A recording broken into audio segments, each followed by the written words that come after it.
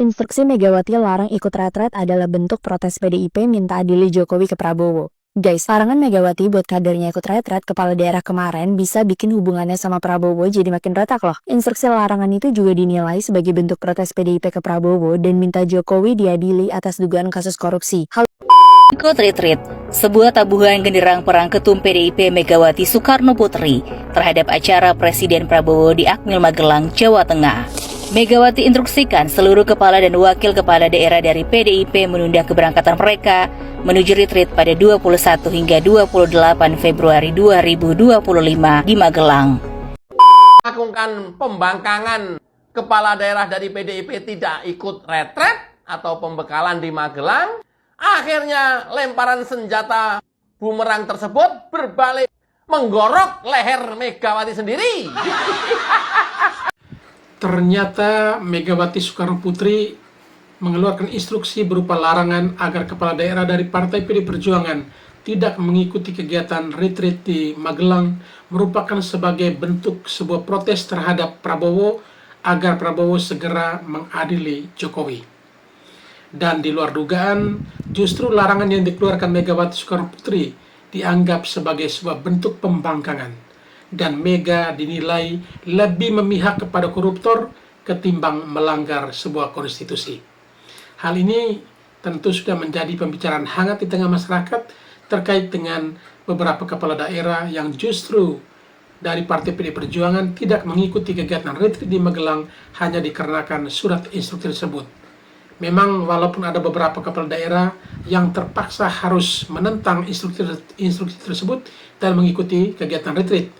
Dan dalam perjalanan ditambah Pramono Anung dan juga Masinton Pasaribu serta beberapa kepala daerah lainnya menyusul untuk mengikuti kegiatan retreat di Magelang tersebut. Baik, seperti apa bentuk statement atau pernyataan dari publik terkait dengan tindakan yang dilakukan oleh Megawati Soekarno Putri? Mari kita ikuti videonya.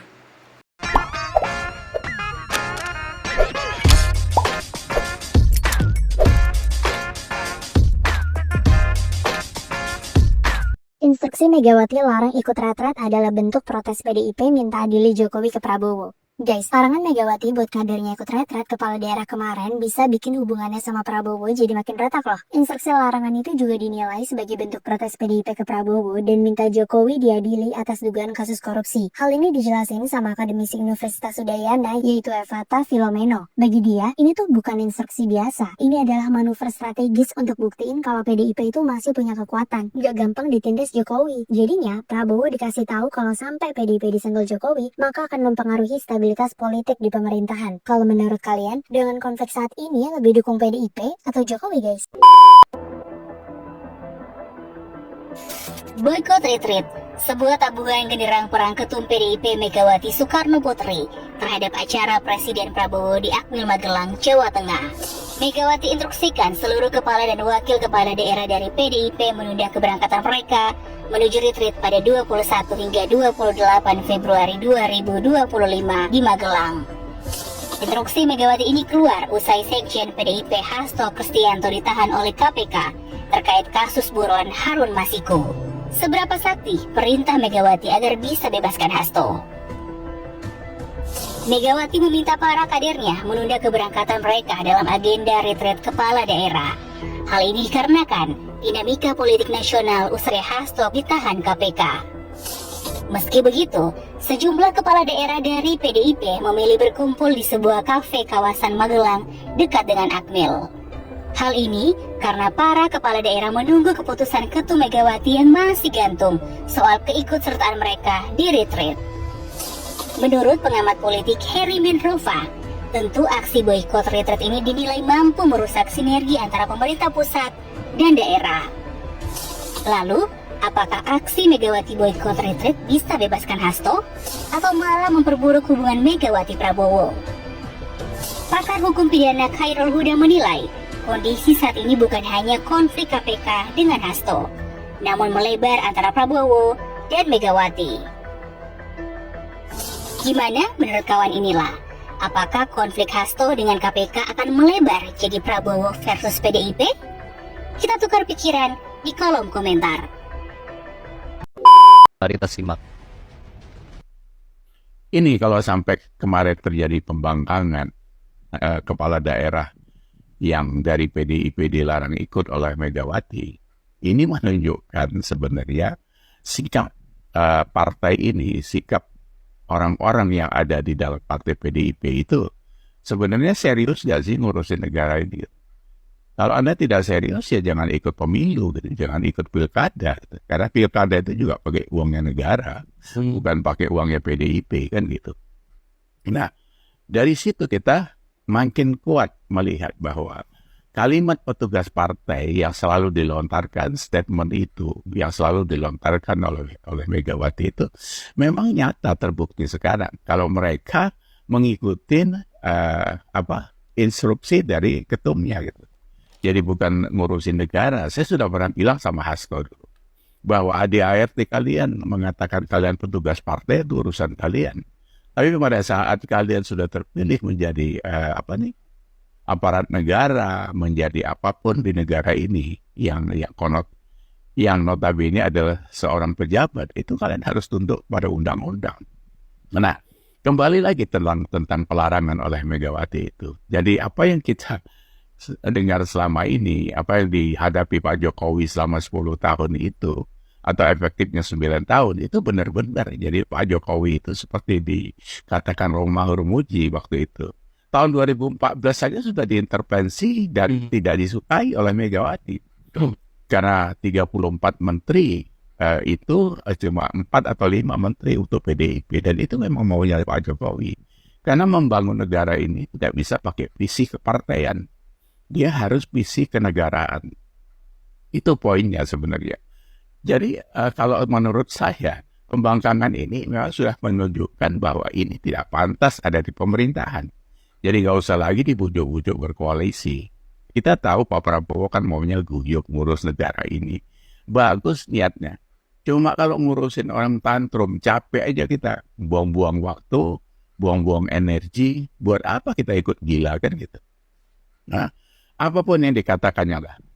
Megawati ini kan banyak orang bilang bahwa ya kena NPD dia kan gitu. Jadi selalu menjual nama orang tuanya dan sebagainya. Ya Pak Soekarno satu hal kita hormati sebagai proklamator.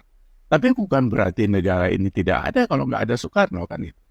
Saya mohon maaf saja lah, ribuan pahlawan kita nyawa itu melayang untuk kemerdekaan Republik Indonesia. Jadi bukan Soekarno sendiri. Soekarno aja ada Hatta, ada Sahrir, dan seterusnya.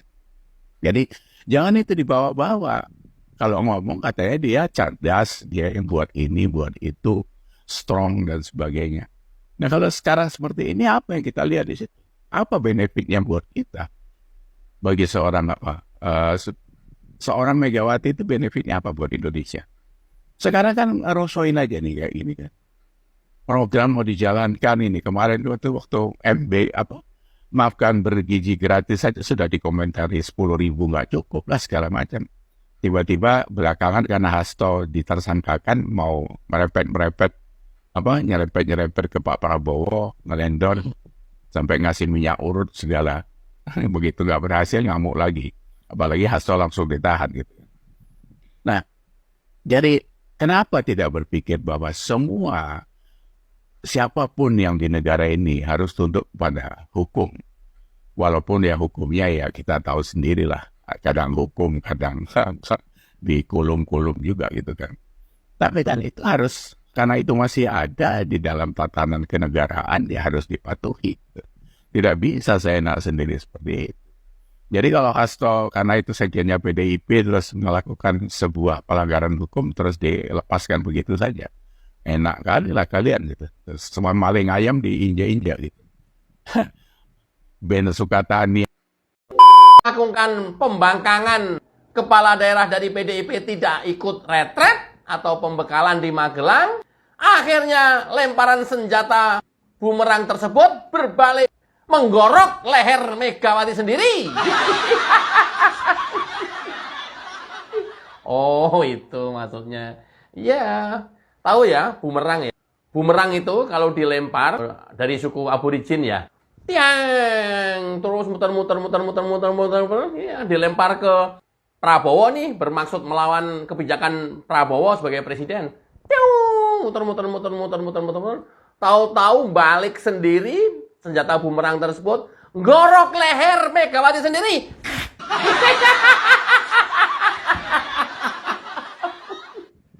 Mutiar ya, mutiar kon ayo, bumerang ayo, mutiar ya, blunder sekarang ayo, dihujat netizen di seluruh Indonesia. Ini adalah tanda-tanda keambrukan PDIP di 2029. Banteng tuh aneh banget ya kan, kepala daerah kemarin udah dilantik sama presiden, mereka harus ikut retreat di Magelang. Nah di saat yang bersamaan si Hasto sekjennya Banteng ini ketangkap KPK gara-gara kasus suap. Nah tiba-tiba Mega Chan ngelarang kepala daerah dari partai Banteng yang udah dilantik sama presiden buat ikut retreat di Magelang. Kepala daerah kayak gubernur, wali kota itu kan dipilih sama rakyat, harusnya udah jadi petugas sama pelayan rakyat. Lah ini Mega Chan malah nyuruh mereka-mereka yang dari Banteng buat kagak ikut retreat di Magelang. Bahkan Banteng sampai keluarin surat edaran kayak gini, lo lihat, lo pause aja videonya. Nyuruh-nyuruh pemimpin daerah dari partai Banteng buat nunggu komando partai. Ini Banteng mending lo bikin negara sendiri aja daripada bikin repot. Pertanyaan besarnya, ini mereka yang udah menang pemilihan beneran jadi petugas rakyat yang harus melayani masyarakat? Apa cuma petugas partai doang yang cuma nurut apa kata ketumnya? Percuma dong udah menang pemilihan umum bukannya dengerin rakyat ya, ini malah cuma dengerin apa kata ketum partainya. Tadi siang info dari Kompas malah Gubernur Jakarta terpilih Pramono Amarano katanya menunda retreat dan malah nurut apa kata Mega Chan. Kalau beneran nurut kata emaknya doang, kelihatan kan kualitas pemimpin dari Banteng tuh kayak gimana. Mereka cuma petugas partai, bukan murni jadi pemimpin karena peduli sama rakyat.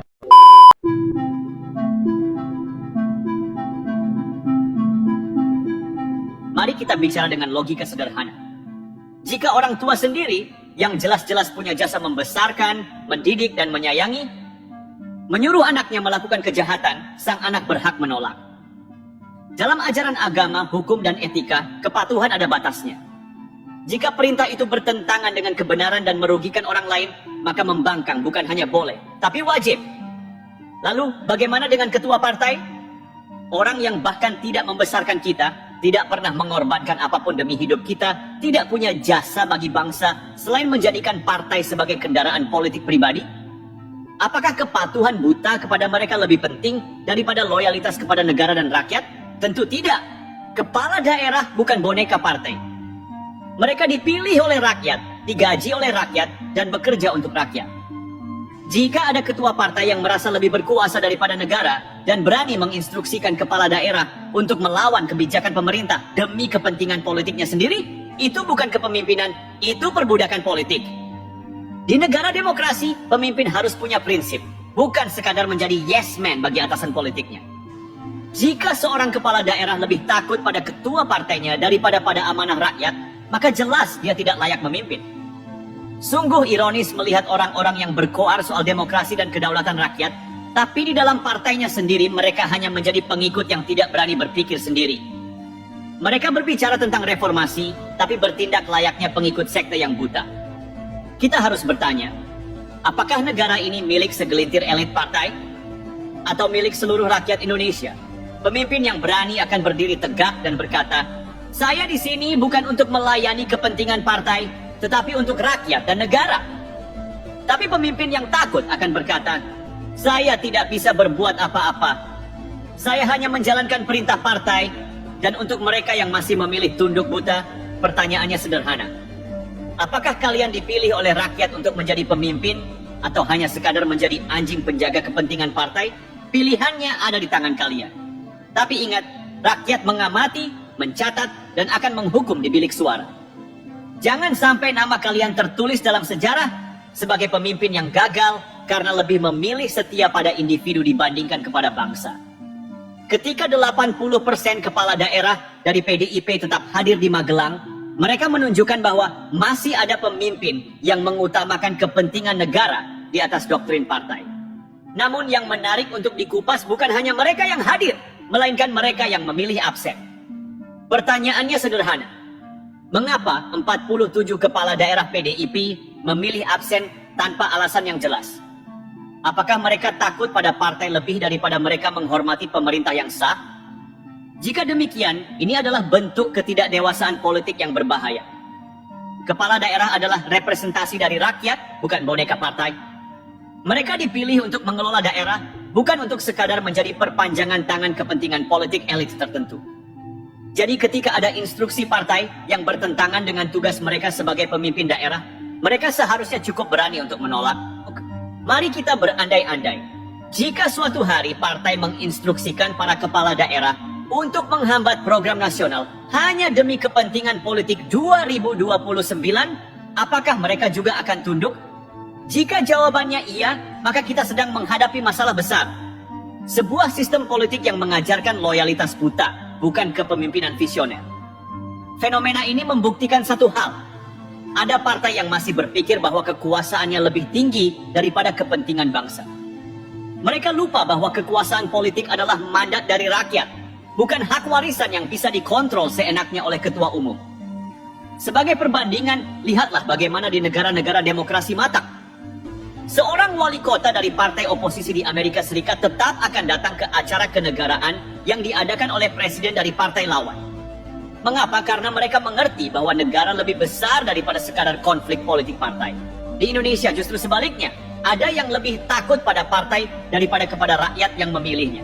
Bahkan, ada yang lebih takut melanggar perintah ketua umum daripada melanggar sumpah jabatan mereka sendiri. Jika ini dibiarkan, maka demokrasi kita bukanlah demokrasi yang sehat, melainkan sekadar permainan oligarki berkedok pemilu.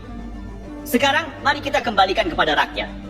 Kita harus sadar bahwa suara kita di bilik suara tidak hanya memilih seseorang untuk memimpin daerah, tapi juga menguji sejauh mana integritas mereka setelah terpilih.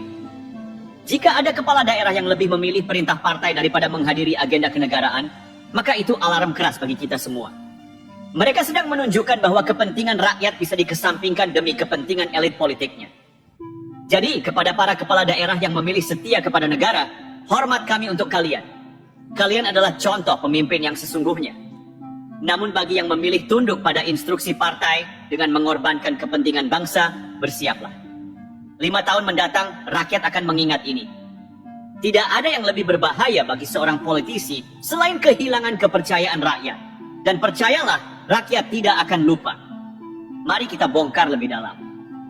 Sikap tunduk buta kepada partai adalah cikal bakal dari sistem otoriter yang terselubung. Bayangkan, jika setiap kepala daerah selalu menuruti perintah partai, bahkan ketika itu bertentangan dengan kepentingan bangsa. Apa yang terjadi? Mereka tidak lagi bekerja untuk rakyat, tetapi untuk menjaga kekuasaan segelintir orang di partai. Demokrasi yang kita banggakan hanya menjadi ilusi, karena pada kenyataannya, keputusan-keputusan penting justru dikendalikan oleh segelintir elit partai, bukan oleh kepala daerah yang dipilih langsung oleh rakyat. Yang lebih ironis, para kepala daerah ini justru didukung oleh uang negara. Gaji mereka dibayar oleh rakyat, fasilitas mereka dibiayai oleh APBD. Tapi loyalitas mereka justru diberikan kepada partai yang mengusung mereka. Ini bentuk pengkhianatan terhadap amanah publik. Kalau mereka lebih memilih patuh kepada ketua umum, maka sebaiknya mundur saja. Jangan memakai jabatan publik untuk menjadi kaki tangan partai.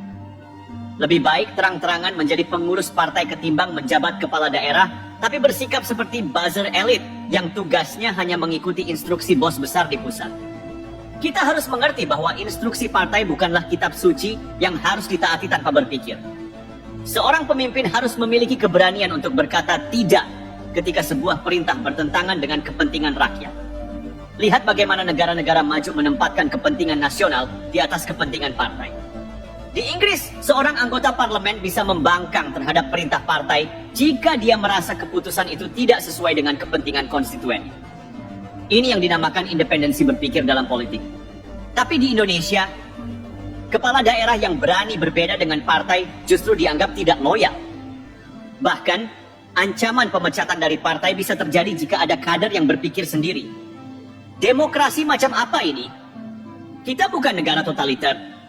Tidak ada satu orang pun yang boleh merasa lebih besar dari sistem pemerintahan. Presiden dipilih oleh rakyat, kepala daerah dipilih oleh rakyat, DPR dipilih oleh rakyat.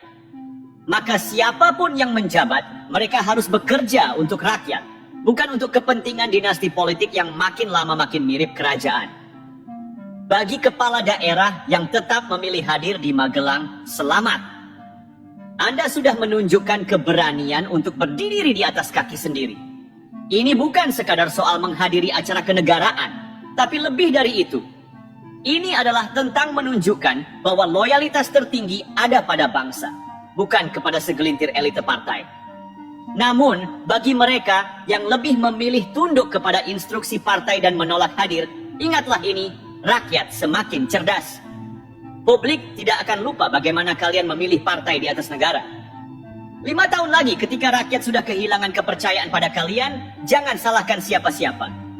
Ketika rakyat memilih pemimpin yang benar-benar berpihak kepada mereka, jangan merasa dikhianati. Karena pada akhirnya, dalam demokrasi, kekuasaan tertinggi tetap ada di tangan rakyat. Dan rakyat sudah mulai membuka mata. Fakta bahwa 80% kepala daerah PDIP tetap hadir di Magelang adalah tamparan keras bagi elit partai yang masih menganggap bahwa loyalitas buta adalah harga mati. Ini menandakan satu hal. Banyak pemimpin daerah yang mulai sadar bahwa mereka bertanggung jawab kepada rakyat dan negara, bukan hanya kepada partai. Dan inilah yang membuat elit partai panik. Mereka tahu bahwa semakin banyak kader yang berani berpikir mandiri, semakin goyah kendali mereka.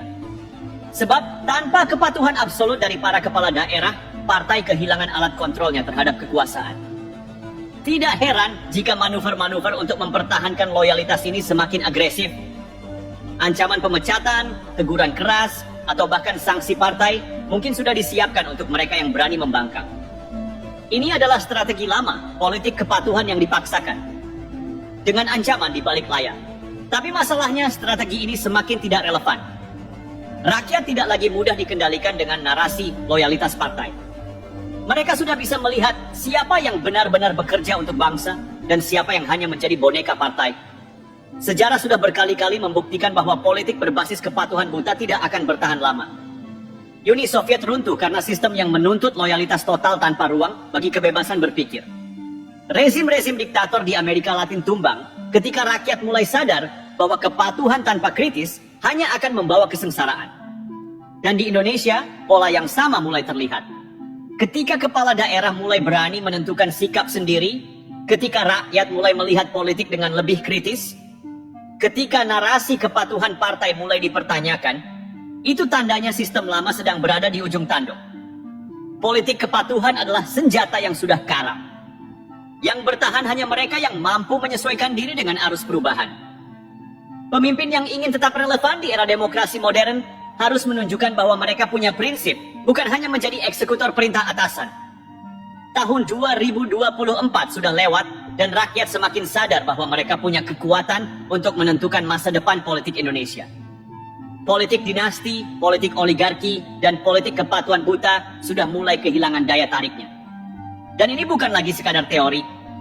Pemilu kemarin sudah menunjukkan bahwa rakyat bisa membuat kejutan. Pasangan yang awalnya diremehkan ternyata justru mendapat dukungan besar.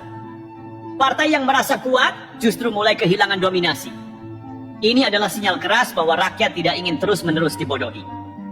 Lalu apa selanjutnya? Bagi kepala daerah yang masih setia kepada rakyat dan negara, pertahankan sikap itu. Jangan takut dengan ancaman partai. Kalian tidak sendirian, karena rakyat ada di belakang kalian.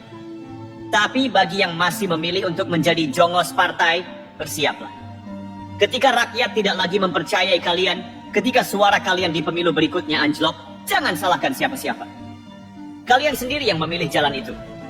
Dan ingat, demokrasi tidak bisa dibungkam selamanya. Rakyat semakin cerdas. Mereka sudah mulai menghitung siapa yang bekerja untuk mereka dan siapa yang hanya bekerja untuk kepentingan segelintir orang di partai. 2029 mungkin masih lama. Tapi bagi yang masih ingin berkuasa dengan cara lama, hitungan mundur sudah dimulai. Rakyat tidak akan lupa. Politik di Indonesia bukan lagi panggung wayang di mana dalang bisa memainkan boneka seenaknya. Rakyat kini bukan sekadar penonton yang diam dan menerima begitu saja skenario yang dibuat oleh elit partai. Mereka mulai bertanya, mereka mulai menilai, dan yang paling berbahaya bagi kelompok oligarki, mereka mulai bertindak. Dulu, mungkin bisa saja rakyat dimanipulasi dengan janji-janji manis saat pemilu. Tapi sekarang, satu kesalahan, satu kebijakan yang tidak berpihak pada rakyat, langsung menjadi sorotan. Sosial media sudah menjadi pengadilan rakyat yang lebih cepat daripada institusi hukum yang sering kali lamban dan berbelit. Coba lihat tren politik hari ini.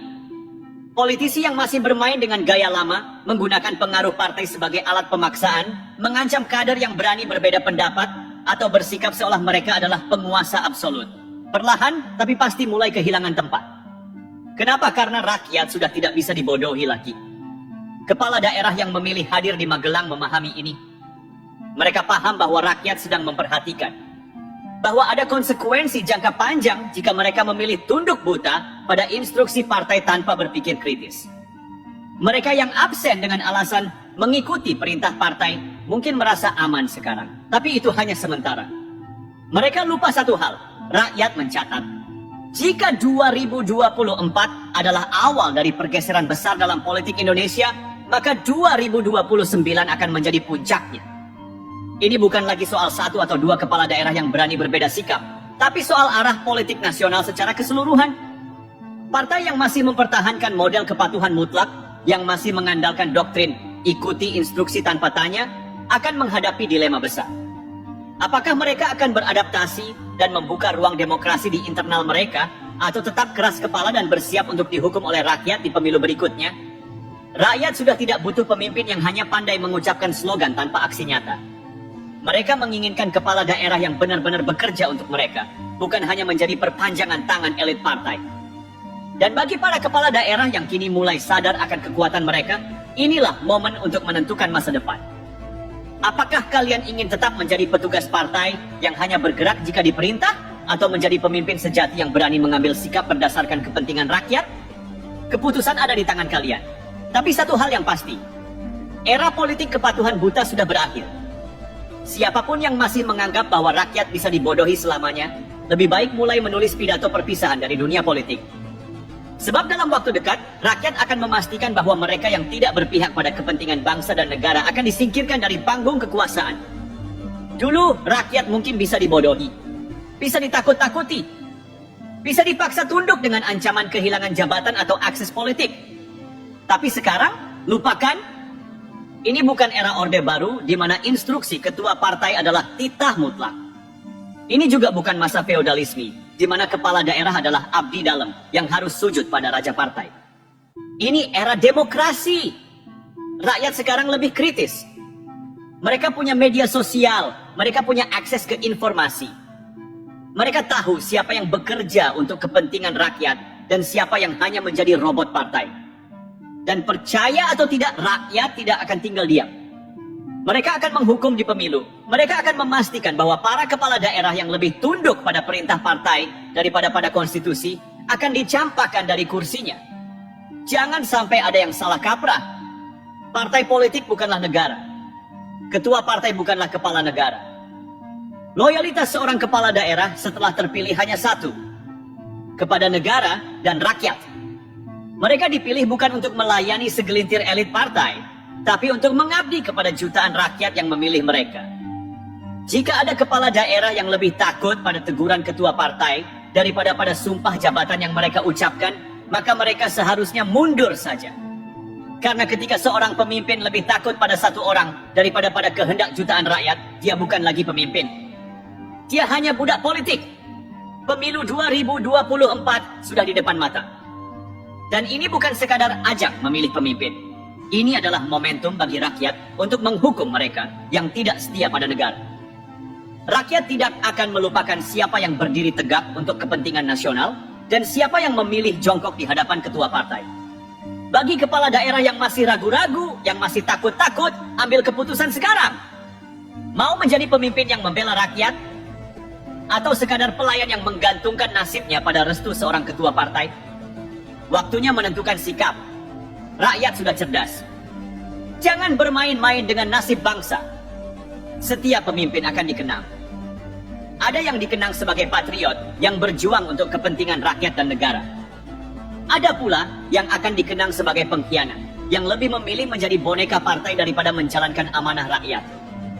Sejarah mencatat, rakyat selalu memberikan hukuman bagi pemimpin yang melenceng. Mereka yang lebih mementingkan kepentingan kelompok daripada bangsa, pada akhirnya akan tersingkir dari panggung politik. Entah itu lewat suara di pemilu, atau lewat gelombang ketidakpercayaan publik yang tak terbendung. Bagi kepala daerah yang tetap tegak membela kepentingan nasional, rakyat akan berdiri di belakang kalian.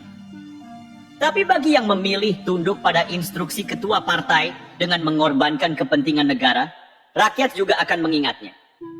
Jangan sampai nama kalian hanya menjadi catatan buruk dalam sejarah politik Indonesia. Karena pada akhirnya, yang berjuang untuk bangsa akan dikenang sebagai pemimpin sejati. Tapi yang lebih memilih membangkang terhadap kepentingan negara demi kepentingan partai hanya akan dikenang sebagai pecundang politik. Dan sejarah tidak pernah memihak kepada para pecundang. Teruntuk PDI Perjuangan ya guys ya, terutama untuk Bu Mega ya, Bu udahlah ya, dan Bu Mega itu harusnya sudah mantan presiden ya, ya udahlah istirahat lah kan ya, kasih tuh ke siapa tak, ke Puan enggak apa-apa guys ya. Kalau bukan garis keturunannya Soekarno jangan ya guys ya, tapi kasihlah kesempatan kan yang lebih muda ya kan, kasih Mbak Puan oke lah itu kan ya. Kalau kayak gini terus guys, PDI blunder ya habis guys. Paling nanti tinggal siapa? Tinggal dia nang kadernya guys, kan repot guys ya. Saya bukan siapa-siapa guys ya. Saya ini cuma rakyat ya guys. Kasihan sama PDIP ya guys. Saya menghormati Ibu Mega, ya Bu, Anda itu sebaiknya sudah istirahatlah di rumah. Hei Megawati, emang negara ini punya kamu ya? Punya terahnya Soekarno ya? Emang yang dulu berjuang itu cuma Soekarno? Mbah saya itu sampai nggak ada, sampai nyawa harta semua itu nggak merasakan kemerdekaan. Cucu-cucunya nggak ada yang rasakan kemuliaan, tapi merdeka. Lah kok ini kayak negara ini punya kamu aja? Kepala daerah sudah dipilih oleh rakyat, kok masih kamu yang ngekang? Oh, mikir dong sama udah tua itu mikir. Terima kasih. Hari ini ada potretnya Pak Prabowo Subianto yang ketika peresmian Danantara salaman dengan Pak Jokowi digoreng dengan sedemikian rupa. Gua gak ngerti lagi nih orang-orang seperti ini ya. Kalian udah gak punya bahan lagi apa gimana sih? Hah? Pak Jokowi dengan Pak Prabowo cuman salaman doang. Dengan Pak SBY juga sama salamannya. Apa yang salah gitu? Luar biasa banget nih, saya sampai kaget gitu ya dengan perilaku manusia-manusia seperti kalian ini gitu. Kok bisa orang salaman disalahin gitu? Harusnya gimana orang salaman? Menghormati orang itu kan biasa itu. Kok ada ya pemikiran yang seperti kalian ini, seolah-olah di situ Pak Prabowo salah gitu. Memang gimana ya cara berpikir kalian ini?